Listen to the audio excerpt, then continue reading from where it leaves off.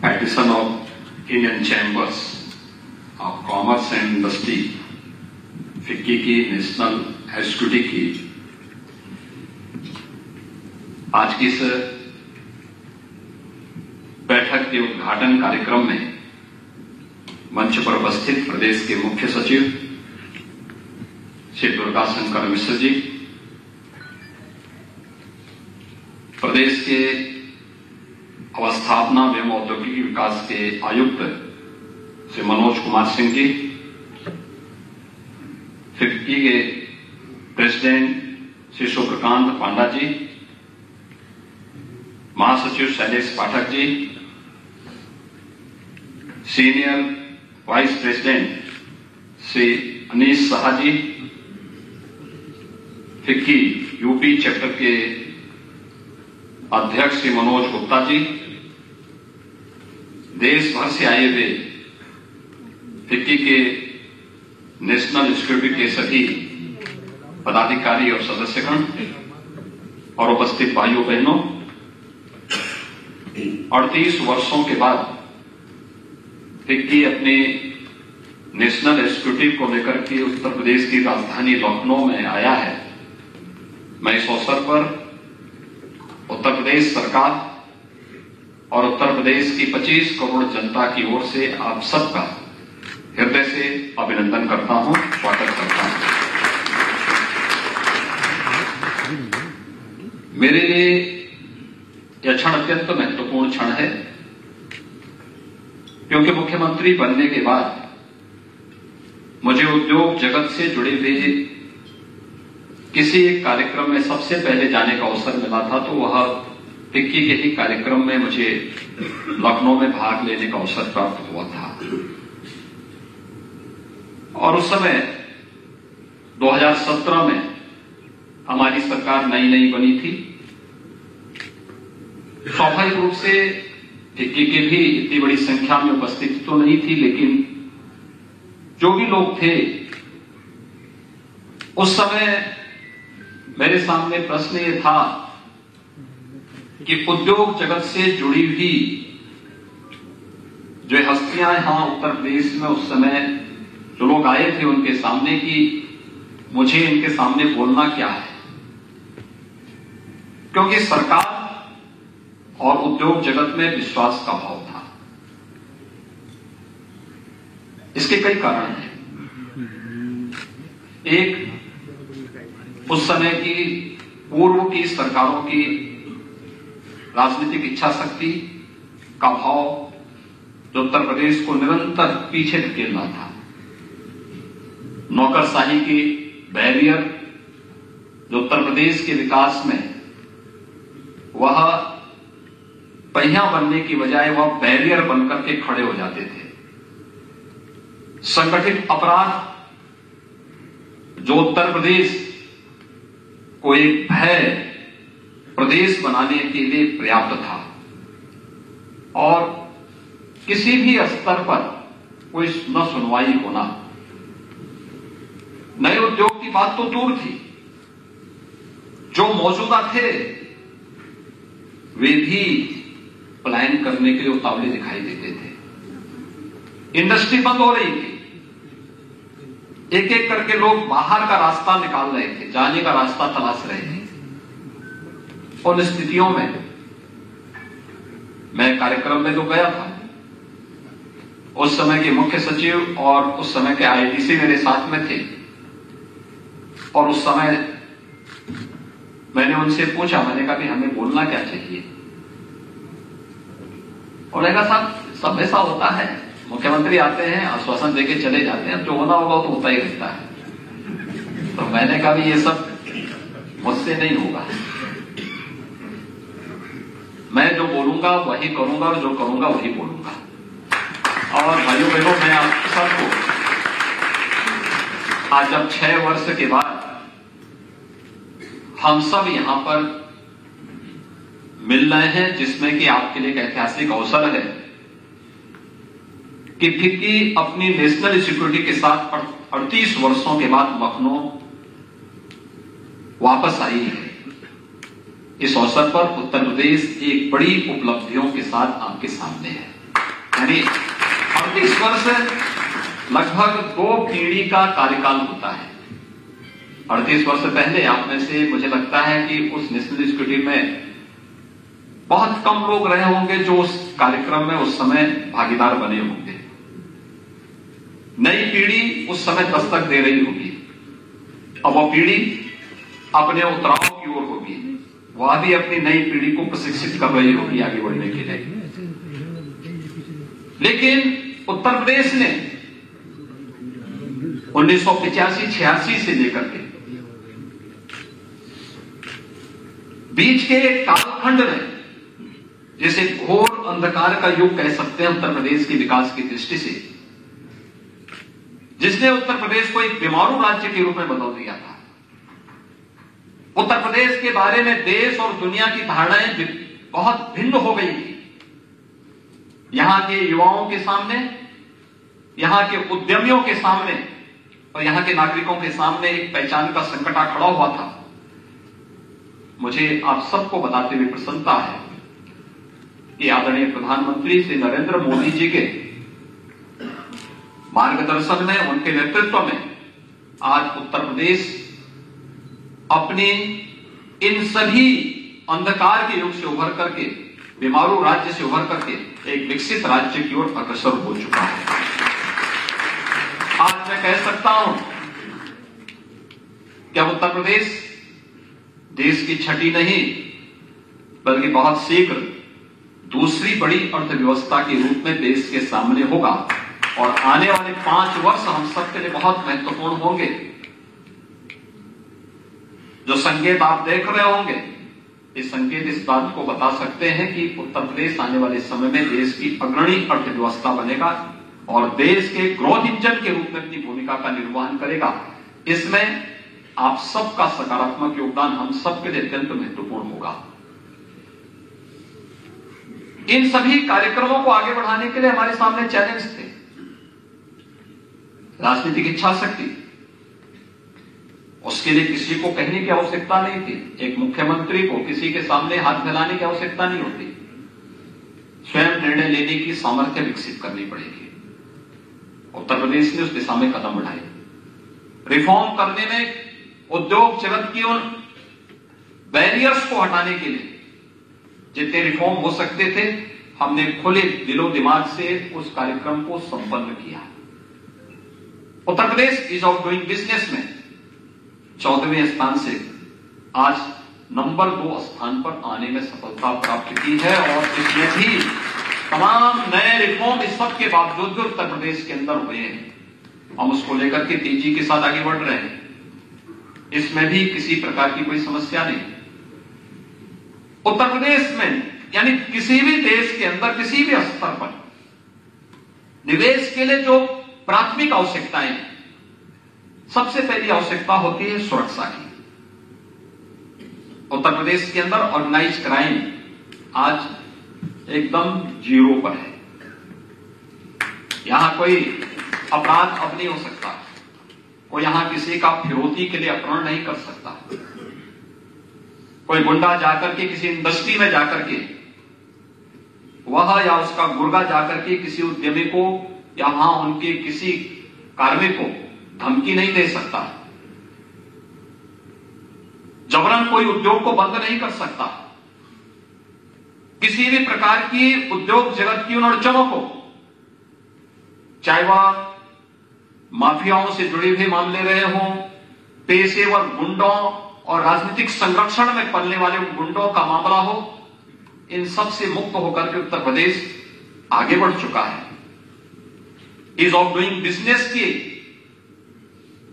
जो नई रैंकिंग है, उसमें उत्तर प्रदेश के स्थान को आप अनुभव कर सकते हैं। और अपने आप में उत्तर प्रदेश ने इस दौरान एंटी भू माफिया टास्क फोर्स गठित करके 64,000 हेक्टेयर लैंड को भू माफियाओं के कब्जों से मुक्त करवा करके अपने इंडस्ट्री के लिए एक लैंड बैंक बनाने का भी कार्य प्रारंभ किया है। तेजी के साथ आगे बढ़ता उत्तर प्रदेश आज आप सबके सामने है। हर एक क्षेत्र में आज आप देख रहे होंगे उत्तर प्रदेश ने एक नए विश्वास के साथ उत्तर प्रदेश आगे बढ़ा है। बैंक मैं जब आया था तब उत्तर प्रदेश की 42-43 CD रेशियो था बैंक्स का। जितने बैंकर्स थे, जब मैं उनके साथ स्टेट लेवल बैंकर्स कमेटी की बैठक करता था, मैं अक्सर देखता था, हम लोग जब भी उनसे चर्चा करते थे कि क्या है उत्तर प्रदेश की स्थिति, आज मुझे बताते हुए प्रसन्नता है कि लगभग 56% तक पहुंच चुका है और बहुत शीघ्र हम इसको 60% तक ले जाने की दिशा में कार्य कर रहे हैं। और वर्तमान में जो रिजर्व बैंक के डाटा आंकड़े आए हैं वे समझने के लिए पर्याप्त होंगे कि उत्तर प्रदेश आज किस दिशा में आगे बढ़ चुका है। ये चीजें दिखाती हैं एक सकारात्मक दिशा उत्तर प्रदेश के अंदर है। इंडस्ट्री के लिए एक अनुकूल अवसर है। इंफ्रास्ट्रक्चर के लिए किसी भी राज्य ने इस सदी की इन 6 वर्षों में इस सदी की सबसे बड़ी महामारी का सामना करते हुए भी आज मैं कह सकता हूं कि उत्तर प्रदेश एक रेवेन्यू सरप्लस स्टेट है। 25 करोड़ की आबादी है हमारी, हमें हाथ फैलाने की नौबत नहीं आती। उत्तर प्रदेश तेजी के साथ आगे बढ़ रहा है। हमारे पास स्टेट के पास भी रेवेन्यू सरप्लस है और उत्तर प्रदेश अपने बड़े से बड़े इंफ्रास्ट्रक्चर के कार्यक्रम को तेजी के साथ आगे बढ़ा रहा है। उत्तर प्रदेश के अंदर हमारा जो पश्चिमी क्षेत्र था उनके पास अपना एक इंफ्रास्ट्रक्चर था, लेकिन पूर्वी उत्तर प्रदेश और बुंदेलखंड इन सबसे वंचित था। आज पूर्वी उत्तर प्रदेश के अंदर आप जाइए, आपको पूर्वांचल एक्सप्रेसवे पूर्वी उत्तर प्रदेश के बीच से उसकी स्पाइनल कॉलम बनकर के पूरी मजबूती के साथ विकास की एक नई आहट को उस क्षेत्र के लिए आमंत्रित कर रहा है। इसमें विकसित हो रहे नए औद्योगिक क्लस्टर एक नई आभा के साथ उत्तर प्रदेश, नए उत्तर प्रदेश का दर्शन हम सबको कराते हैं।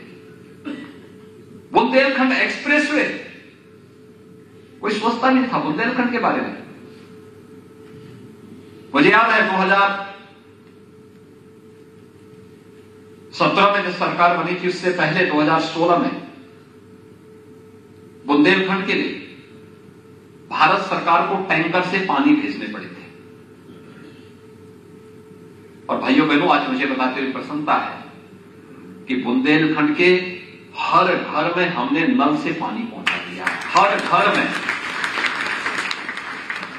बुंदेलखंड के अंदर बुंदेलखंड एक्सप्रेसवे बिछा दी गई है और बुंदेलखंड के अंदर डिफेंस मैन्युफैक्चरिंग कॉरिडोर का भी 2 महत्वपूर्ण नोड स्थापित हो रहे हैं, एक झांसी में और एक चित्रकूट में।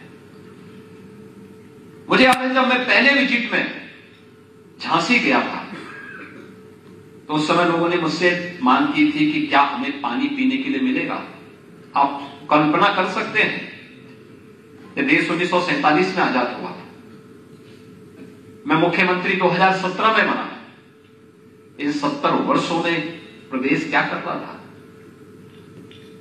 और तब मैंने कहा भी जितना पैसा लगेगा लेकिन हम लोग यहां के लोगों को पानी जो अवश्य उपलब्ध कराएंगे, शुद्ध पेयजल उपलब्ध करवाएंगे। और आज मुझे प्रसन्नता है ये बताते हुए कि हर घर नल की योजना बुंदेलखंड के लिए हमारी सफलतापूर्वक आगे बढ़ चुकी है। हर घर तक पाइप पेयजल की स्कीम हम लोग पहुंचा चुके हैं। सिंचाई की योजनाओं को प्रभावी ढंग से वहां लागू कर दिया गया है। और उस समय मैंने घोषणा की थी कि जल जीवन मिशन को भी हम यहां आगे बढ़ाएंगे और बुंदेलखंड एक्सप्रेसवे का निर्माण भी करेंगे। बुंदेलखंड एक्सप्रेसवे के लिए जब मैं चित्रकूट में गया तो मैंने वहां के उद्यमी और व्यापारियों की एक बैठक की। ऐसे ही मैं रात्रि को वहां रुका था, एक 2 कमरे का गेस्ट हाउस था वहां पे, तो प्रशासन को संकोच हो रहा था। उन्होंने कहा, मैंने कभी मैं तो कहीं भी रुक जाऊंगा। मेरे लिए तो एक तख्ता चाहिए, हम उसी में ले जाएंगे, लेकिन कोई समस्या नहीं। मैं रात्रि को रुका, मैंने रात्रि को ही बुलाया लोगों को, और मैंने उनसे पूछा, मैंने कभी आखिर ये चित्रकूट विकास क्यों नहीं कर रहा है? आज से हजारों वर्ष पहले भगवान राम यहां आए होंगे, और यहां पे देश और दुनिया आना चाहता है, विकास क्यों नहीं हो रहा है?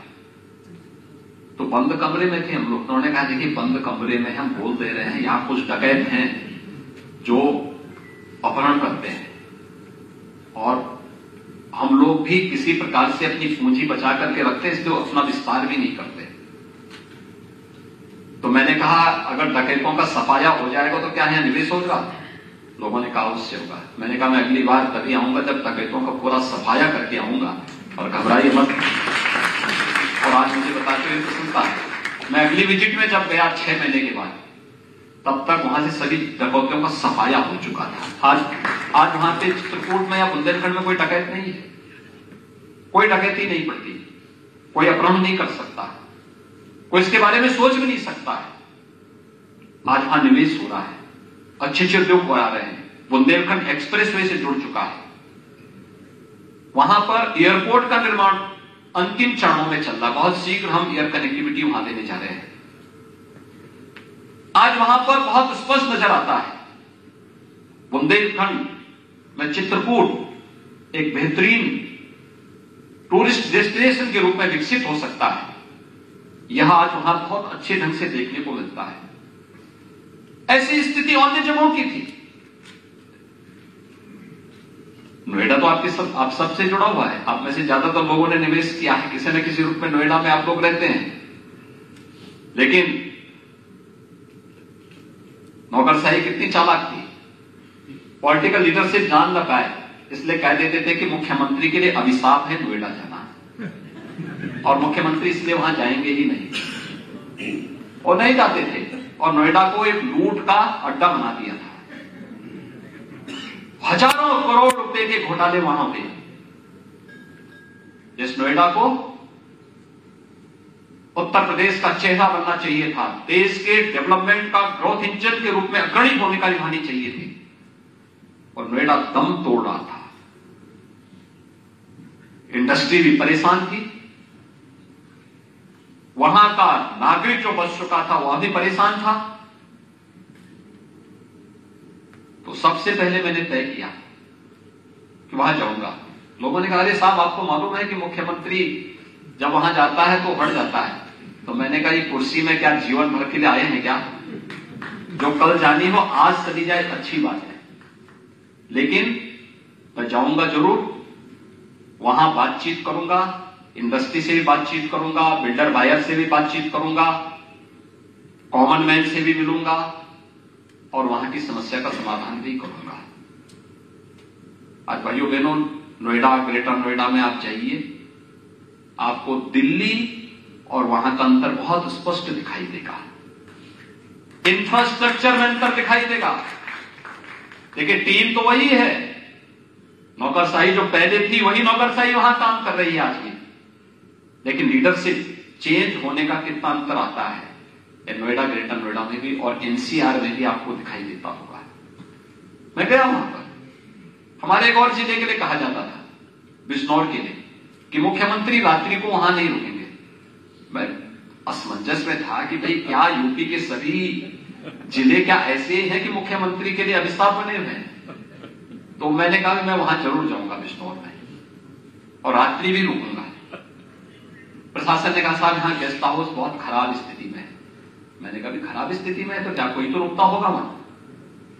अगर मंत्री रुक सकता है, विधायक रुक सकता है, सांसद रुक सकता है, तो मैं उससे अतिरिक्त तो थोड़े हूं, मैं वहीं रुकूंगा, और रात्रि को रुका मैं वहां पे।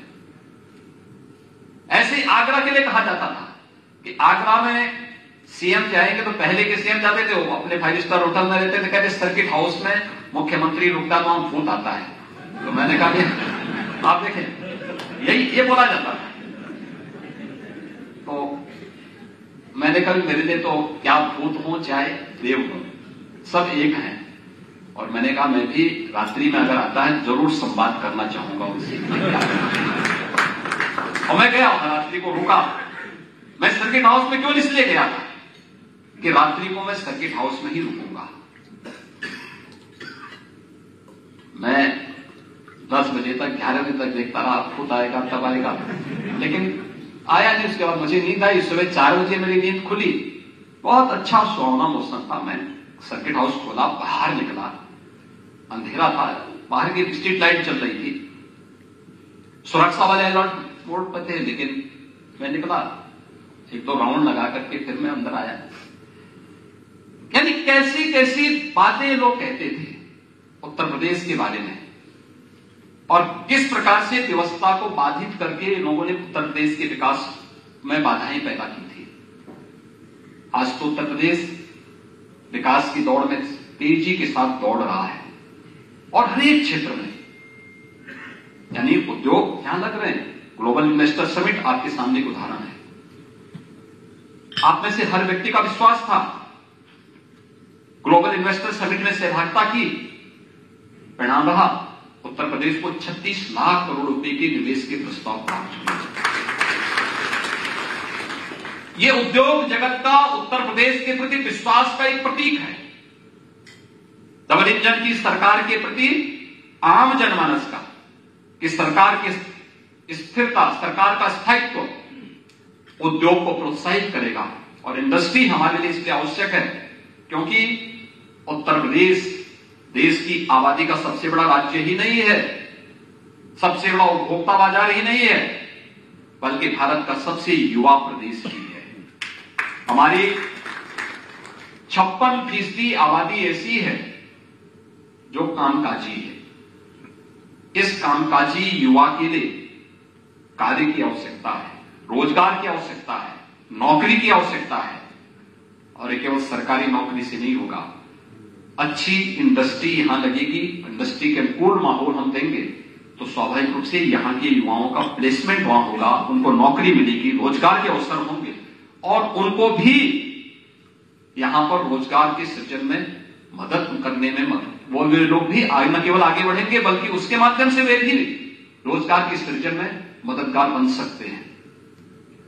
तो स्वाभाविक रूप से सुरक्षा का बेहतर माहौल होना, ईज ऑफ डूइंग बिजनेस के साथ साथ उत्तर प्रदेश में इंफ्रास्ट्रक्चर भी आपको आज world class infrastructure Uttar Pradesh के अंदर आज के दिन पे आपको मिलेगा। और इंफ्रास्ट्रक्चर के साथ साथ इंडस्ट्री के लिए जो सबसे बड़ी आवश्यकता है वह है एमएसएमई का सबसे अच्छा बेस, सबसे अच्छा क्लस्टर। एक बड़ा उद्योग आता है, उसके साथ एमएसएमई के अन्य उद्यम स्थापित होने में समय लगते हैं, और फिर एक मार्केट चेन बनने में थोड़ा समय लगता है।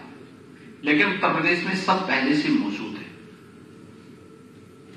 प्रधानमंत्री जी ने उत्तर प्रदेश को डिफेंस कॉरिडोर के एक नए हब के रूप में विकसित करने के पीछे भी जो मंशा है, याद करिए, देश के 2 वे राज्य लिए गए जहां पर एमएसएमई का सबसे अच्छा बेस है, एक उत्तर प्रदेश और दूसरा तमिलनाडु। उत्तर प्रदेश ने अपनी एमएसएमई को, जो एक प्रकार से 2017 के पहले मृतप्राय सा हो गया था, उसको प्रोत्साहित करने के लिए भी अनेक कार्यक्रम बनाए। आपने देखा होगा, हमने उसकी मैपिंग की, हमने उसको नई डिजाइन के साथ, मार्केटिंग के साथ, पैकेजिंग के साथ जोड़ने की कार्रवाई की, और फिर 1 डिस्ट्रिक्ट 1 प्रोडक्ट के रूप में उसकी एक ब्रांड की। आज आप देख रहे होंगे उत्तर प्रदेश के द्वारा प्रारंभ की गई 1 डिस्ट्रिक्ट 1 प्रोडक्ट की योजना आज भारत सरकार की योजना बन गई है। पूरे देश के अंदर लोकप्रिय योजनाओं में से एक है। इस योजना ने उत्तर प्रदेश को मैन्युफैक्चरिंग के एक हब के रूप में स्थापित करते हुए एक्सपोर्ट हब के रूप में भी बदलने में मदद की। लगभग 2 लाख करोड़ रुपए का एक्सपोर्ट वर्तमान में उत्तर प्रदेश कर रहा है। ऐसे ही अन्य परंपरागत हस्तशिल्पी और कारीगरों को प्रोत्साहित करने के लिए सन 2019 में हम लोगों ने विश्वकर्मा श्रम सम्मान की योजना प्रारंभ की थी। विश्वकर्मा श्रम सम्मान, परंपरागत जो हमारे हस्तशिल्पी थे, कारीगर थे, जो कार्य करते थे स्थानीय स्तर पर, ये सभी उसको प्रोत्साहन देने के लिए राज्य सरकार ने जो कार्यक्रम आगे बढ़ाए थे, आज उसका परिणाम क्या है? लगभग 1 लाख हस्तशिल्पी और कारीगरों की ट्रेनिंग, उन्हें बैंक से जोड़ना और उन्हें टूल किट उपलब्ध कराने की कार्रवाई हम लोगों ने अब तक संपन्न की है। और मुझे प्रसन्नता है कि यूनियन बजट ने भी इस वर्ष विश्वकर्मा योजना प्रारंभ की है और विश्वकर्मा योजना के अंतर्गत उन्हीं श्रेणियों को आगे प्रोत्साहित करने के लिए जो राष्ट्रपिता महात्मा गांधी के ग्राम स्वराज की परिकल्पना को साकार करता है। हम लोग आज भी इस बात को महसूस करते हैं और मैं आप सबसे कहना चाहूंगा, मैं गांवों में जाता हूं या शहर में जाता हूं, मुझे वहां पर बड़ी संख्या में युवा दिखाई देते हैं। क्या हम मैन्युफैक्चरिंग हब के रूप में अपने गांवों को अलग अलग कार्यों की दृष्टि से क्या उन्हें प्रशिक्षित नहीं कर सकते? कर सकते हैं। ये कार्य हमारे गांव भी कर सकते हैं। एमएसएमई की दृष्टि से इनकी बड़ी भूमिका हो सकती है, बड़ा रोल हो सकता है। उनकी ट्रेनिंग, उसको मार्केट से के साथ जोड़ देना, मार्केट लिंक उसका हो जाएगा तो उसको ही पता होगा कि उसको क्या करना है, कैसे करना है। इन चीजों को आगे बढ़ाने में हम बड़ी मदद कर सकते हैं और वह एक अवसर है हमारे सामने। आज आप जाइए, देखिए, आप यूरोप में जाइए, रेडीमेड गारमेंट्स में आपको बांग्लादेश नजर आता है, वियतनाम नजर आता है, फिर चीन नजर आता है। हमारी 140 करोड़ की आबादी में भारत कहां है? उत्तर प्रदेश 25 करोड़ की आबादी में आधी आबादी और हमारे युवाओं का, मैंने कहा पहले का 56% आबादी हमारी युवा है। उस 56% युवा के लिए क्या हम रेडीमेड गारमेंट्स का या फ्लैटेड फैक्ट्री का जो मॉडल आज दिया गया है, इसको आगे बढ़ाने में या गांव को ही मैन्युफैक्चरिंग के एक नए हब के रूप में विकसित करने में क्या हम लोग कुछ अपने स्तर पर भी मदद कर सकते हैं? कुछ नया मॉडल हम दे सकते हैं? हो सकता है, इसमें बहुत कुछ हो सकता है। प्रयास किए जाने की आवश्यकता है। विश्वकर्मा योजना या विश्वकर्मा श्रम सम्मान जैसी योजनाएं उसमें मददगार होंगी, राज्य सरकार भी इसमें देगी। या पीएम इंटर्नशिप की स्कीम या सीएम इंटर्नशिप स्कीम के अंतर्गत हर शिक्षित बेरोजगार को, यानी जो हमारा छात्र है विश्वविद्यालयों में, महाविद्यालयों में अध्ययन कर रहा है, इसी दौरान उसकी इंटर्नशिप की योजना किसी भी सरकारी या निजी क्षेत्र के कार्यालय में, उनकी इंडस्ट्री में या इंस्टीट्यूशन को इंडस्ट्री के साथ जोड़ करके उनकी इंटर्नशिप की स्कीम के साथ जोड़ना, आपको एक तो सस्ता मैन पावर मिलेगा। जितना मानदेय आप देंगे उसमें से आधा आप दीजिए, आधा गवर्नमेंट उसमें मदद करेगी। 1 वर्ष का उनका इंटर्नशिप होगा, 1 वर्ष के कार्यक्रम का एक सर्टिफिकेट देकर के आप उसको भेजेंगे। आपका उसको के प्रति एक सकारात्मक रुख रहेगा और व्यक्ति जब भी अपने जीवन में आगे कहीं भी कोई प्रोग्रेस करेगा तो याद रखना, आपकी और आपकी इंडस्ट्री के प्रति उसका सकारात्मक रुख होगा, बहुत सकारात्मक रुख होगा। उस सकारात्मक रुख के लिए आपकी इंडस्ट्री को और आपको वो जानेगा कि देखिए मैंने अपना इंटर्नशिप फलानी इंडस्ट्री से किया था और फिर वह आपके लिए जीवन भर मददगार बनेगा। स्कीम शासन की आपको केवल उसके साथ जुड़ना है। इस कार्यक्रम को आगे बढ़ाने में आपको भी बहुत मदद मिल सकती है। इस कार्यक्रम को हम तेजी के साथ आगे बढ़ा रहे हैं। इस वर्ष हमने सीएम इंटर्नशिप स्कीम में 7 लाख युवाओं को जोड़ने का एक लक्ष्य रखा, 7.5 लाख युवाओं को जोड़ने का एक लक्ष्य रखा है। प्रदेश के युवाओं के लिए उत्तर प्रदेश ने वर्तमान में अन्य तमाम कार्यक्रम किए हैं। हम 2 करोड़ युवाओं को तकनीकी दृष्टि से सक्षम बनाने के लिए टैबलेट और स्मार्टफोन दे रहे हैं। अब तक 20 लाख युवाओं तक हमें पहुंचा चुके हैं। इस वर्ष 25 लाख युवाओं को हम लोग इस वित्तीय वर्ष में उपलब्ध कराने जा रहे हैं। इंडस्ट्री को इन शिक्षित नौजवानों की सेवाएं लेनी चाहिए, क्या आपके लिए बहुत उपयोगी हो सकते हैं। इंडस्ट्री के कार्यक्रम को आगे बढ़ा सकते हैं। और मैंने देखा है अक्सर कि हम लोग ने जैसे इस समय हमारी 2 स्कीम चल रही है सीएम फेलोशिप की। एक इंडस्ट्री के लिए हम लोगों ने फंडेड यूथ को अलग अलग इंडस्ट्री के साथ जोड़ा है, जो आपकी किसी भी समस्या का समाधान स्वयं करने में सक्षम है। वे आपके साथ मिलकर के राज्य सरकार की ईज ऑफ डूइंग बिजनेस के कार्यक्रम को या प्रदेश सरकार के निवेश मित्र पोर्टल के कार्यक्रम को सफलतापूर्वक क्रियान्वयन करने में मददगार करेंगे। और दूसरा है, प्रदेश के अंदर 100 यूथ को हम लोगों ने 100 एस्पिरेशनल विकास खंड के लिए तैनात किया है, जो वे उस विकास खंड के अंदर जाकर के वहां के डेवलपमेंट में अपना योगदान दे रहे हैं। मैंने इस बात के लिए कहा है कि ये यूथ जब 3 वर्ष का अपना इंटर्नशिप का फेलोशिप का पूरा कार्यक्रम संपन्न करेंगे तो 3 वर्ष के बाद इनको सरकारी नौकरी में एज में हम रिलैक्सेशन देंगे और सरकारी नौकरी में भी इनके लिए वेटेज उपलब्ध करवाएंगे, जिससे इनका समायोजन हो सके। क्योंकि वो ट्रेंड यूथ होंगे, उनके लिए हम लोगों ने लक्ष्य रखा, वे अपनी थीसिस भी इस दौरान लिखें, अपना शोध पत्र भी इस दौरान लिखें, क्या चैलेंजेस हैं इस फील्ड में, क्यों ये विकास खंड पिछड़ गया था, क्यों हमारा ईज ऑफ डूइंग बिजनेस पहले पिछड़ा था, कौन से कारण थे जिसमें आपने तेजी की और ये आगे बढ़ता हुआ दिखाई दिया है। ये बहुत सारे कारण हैं जिसमें इंडस्ट्री मददगार हो सकती है और युवाओं को आगे बढ़ने के लिए एक मंच उपलब्ध करा सकता है, एक प्लेटफॉर्म उपलब्ध करवा सकता है। उत्तर प्रदेश ने पिछले 6 वर्ष के अंदर आपने देखा होगा इंफ्रास्ट्रक्चर में जो जोरदार प्रगति की है। गंगा एक्सप्रेसवे दिल्ली के कोने से यानी मेरठ और गाजियाबाद के बीच से प्रयागराज तक जोड़ रही है। अगर आज के दिन पे कोई मेरठ से मौजूदा व्यवस्था में आना चाहेगा प्रयागराज के लिए तो उसको कम से कम 16-17 घंटे लगेंगे, लेकिन गंगा एक्सप्रेसवे बनने के बाद ये दूरी मात्र 6 घंटे में पूरी की जा सकती है मेरठ से प्रयागराज में। इसके साथ ही हम इसके साथ औद्योगिक क्लस्टर भी अलग अलग स्थानों पर विकसित करने जा रहे हैं।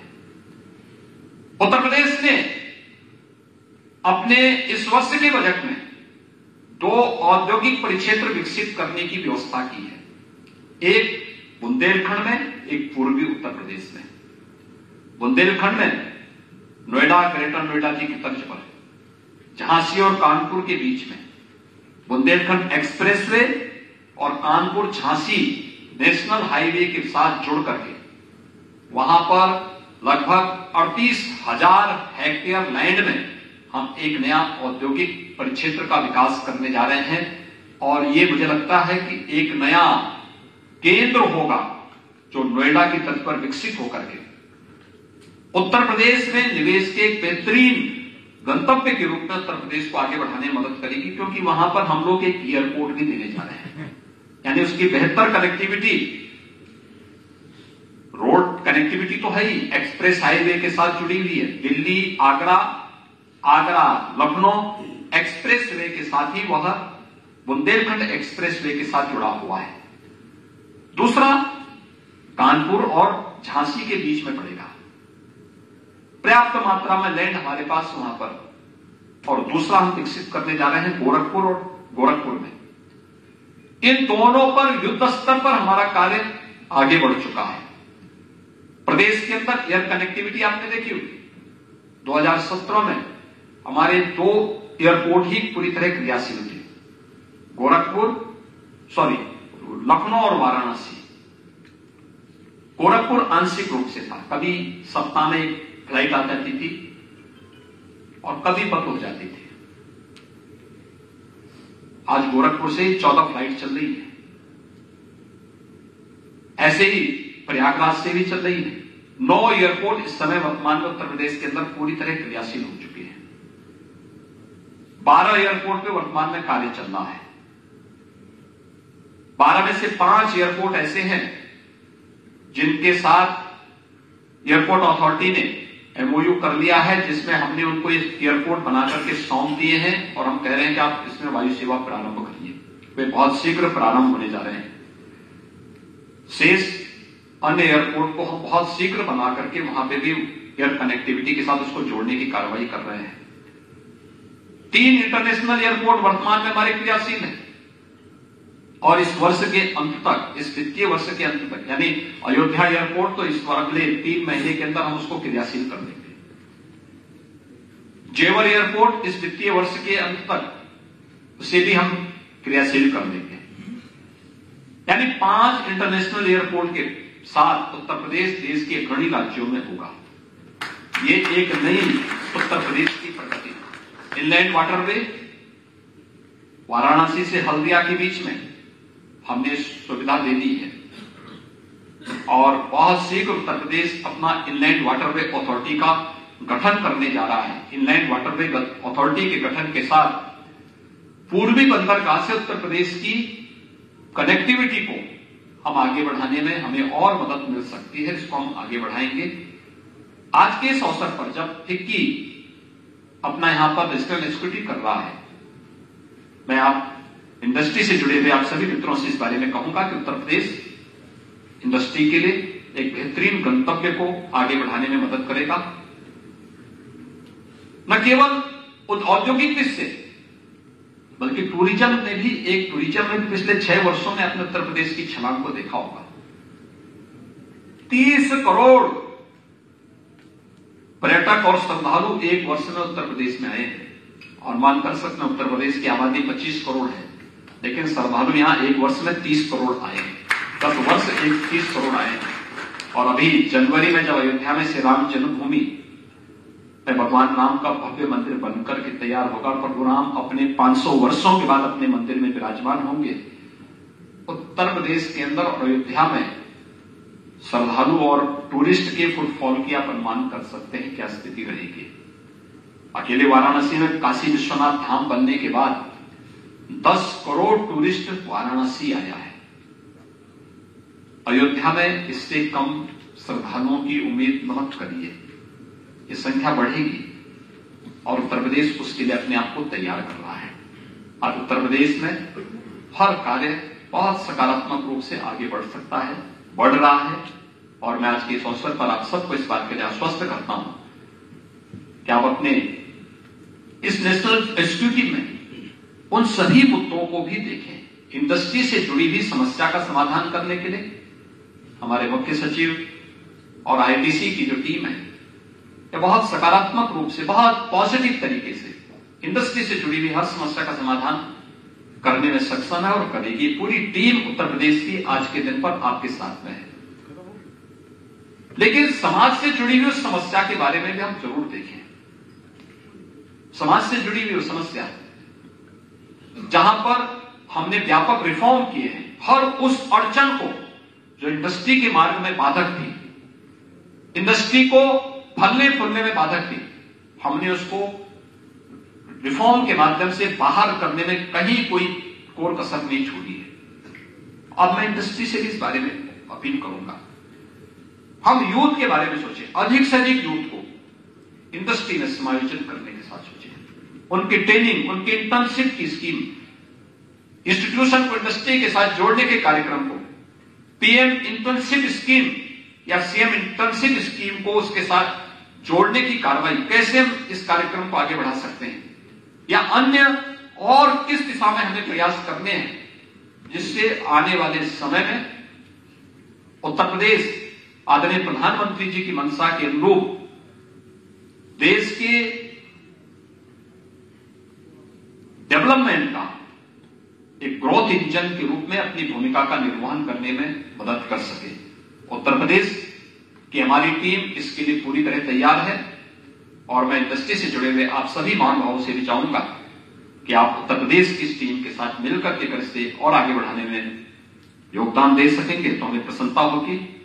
मैं एक बार फिर से 38 वर्ष के बाद आपका नेशनल एक्सक्यूटिव उत्तर प्रदेश में हो रहा है, इसके लिए आप लोगों ने उत्तर प्रदेश को चुना है। मैं इसके लिए पांडा जी का और उनकी पूरी टीम का हृदय से धन्यवाद करता हूं और आप सबको एक बार फिर से हृदय से बधाई देता हूं, फिक्की के प्रति अपनी शुभकामनाएं देता हूं। धन्यवाद। जय Hind. Standing ovation for the Honorable Chief Minister. loud round of applause.